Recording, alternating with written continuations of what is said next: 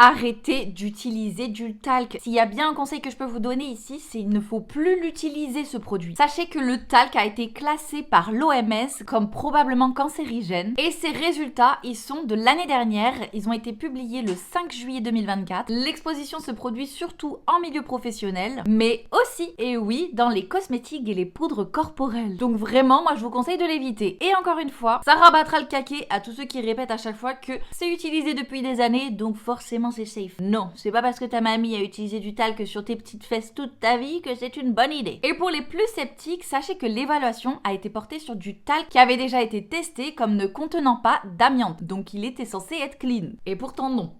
Clairement non. Alors je vous dis ça maintenant, mais sachez que ces inquiétudes, elles datent des années 70. Donc ça fait très longtemps qu'on a des suspicions sur le talc et pourtant il est toujours utilisé. Ça je ne comprends pas. Moi à partir du moment où c'est suspecté, je préfère l'éviter. Mais bon, c'est pas le cas des entreprises. Ça me fait penser un petit peu à l'aspartame en ce moment. Apparemment il est cancérigène. Moi j'ai envie de te dire, ça faisait très longtemps qu'il y avait des suspicions. Mais bon, c'est maintenant qu'on s'en inquiète. Bref, je vous le conseille. Prenez autre chose que du talc. Il y a plein d'autres alternatives. Si vous voulez, je vous les donne et abonnez-vous.